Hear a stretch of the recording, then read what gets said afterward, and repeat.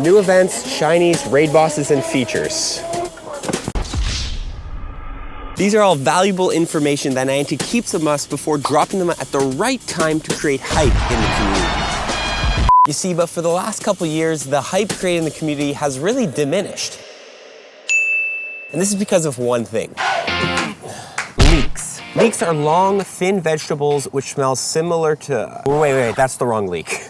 Leaks, to intentionally disclose something private or secret. You see, leaking has become more and more prevalent in Pokemon Go and in the gaming industry as a whole. We now have data miners that can go into the game files and find any single information that a game developer has released. No information is safe once it's in the game files. However, the real question is this a good thing or is this a bad thing? Well, today we're going to be answering that question and finding out if leaks will be the end of Pokemon Go.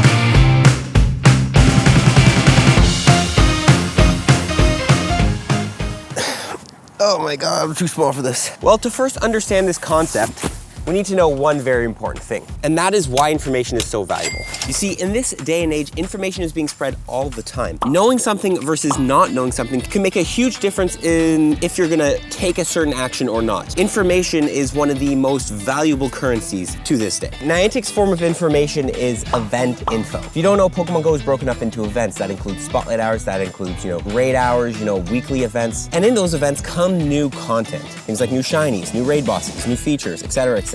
Now, for Niantic to make the most money off of these new events, there needs to be some sort of hype built up around it. It's called bandwagoning, right? When something is super hype and everyone's excited about it, some people that would probably not buy it are gonna get it just because there's so many people going after this certain thing. That goes for like sports tickets, and that goes for, almost any single event. As long as people are hyped for it, it'll sell more tickets. And you see, this is where the problem with leaks comes in. The second information is leaked, it becomes way less valuable to Niantic because everybody already knows about it and they're not gonna get hyped. And that's why Niantic wants to keep this information private to themselves and not share with everybody so they can create the hype and they can control when the hype is made.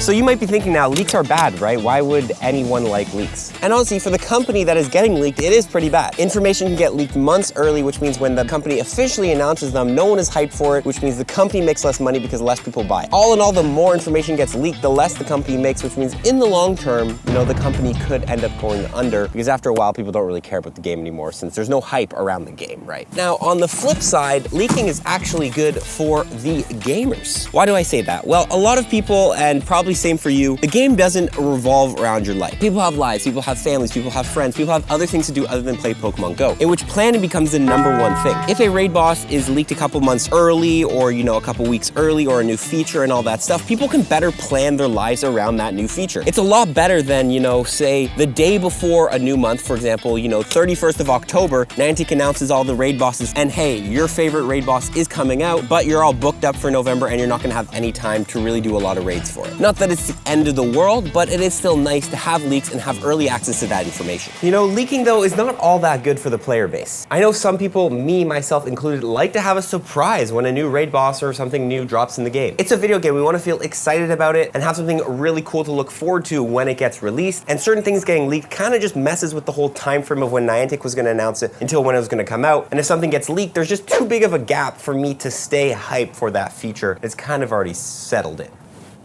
Now, where does that leave us with my thoughts on leaking? I think leaking has its perks and its disadvantages. #1, getting early access to the info is amazing. Again, people's lives don't revolve around a game. When a new feature or a new event gets leaked, people can correctly plan if they're gonna be interested in that ahead of time and if they wanna book off time to play that event. #2, it also gives us information of news that Niantic actually does not even share. Things like stats of a move in game, turns of a new fast move, damage of a new fast move, energy of a new fast move, and information that Niantic just doesn't even disclose to the people because I guess they don't think that people would care, is only available through looking through the data files, shout out Pokeminers. And without that information, we wouldn't really be able to know if a move is good or not without a lot of testing. Like imagine Niantic just dropped a new move, no stats included at all, and we just had to figure it all out for ourselves. You wouldn't be seeing those videos, is this Pokemon good or not, from me, because honestly, it would take months of testing before we could find out how good it fits in the meta. However, I don't think leaking is perfect. I think in certain scenarios, leaking can actually be bad for the game, in which it ruins some release that could have been super exciting. Back at the start of Pokemon Go, Niantic used to drop secret shiny releases, which they don't really do anymore, but they would create huge hype in the community, in which people would be trying to figure out what Pokemon is the new shiny for the event because no one knows, etc., etc. I I think there is a solution to this problem though. You see, the number one reason people like leaks is because they get to early access plan things. The easiest solution is for Niantic to increase their communication. I know we've said it 1,000 times, but if Niantic were to just drop information earlier and give people a couple weeks in advance, people could know what to expect. Also, to solve the whole move, energy, and all that stuff problem, Niantic could also just add that information when a new move gets announced or a new Pokemon gets announced. Just give us all that information up front instead of us having to rely on the Pokeminers to go into the data files and figure out the information. Now, one easy solution I want to mention Niantic could do to fix this whole leaking problem is also timing when they add stuff to the game files. Since this leaking is done by pulling information from the game files, if Niantic were to just release information before they add it to the game files, which they have done in the past, could solve a lot of problems with this leaking that's happening. At the end of the day, I think leaking is a double-edged sword. It can do good for the community, it can do bad for the community. I would love to hear your thoughts on leaking below. What do you guys think about the Pokeminer leaking all this information in the data files? Do you like it, or are you a trainer who prefers to have that, secrecy and build that hype when a new event gets released instead of having it leaked a couple, weeks before or whatever? Comment below, let me know what you think of this video format, and we'll see you on the next one. Follow up and tips, everybody. Peace.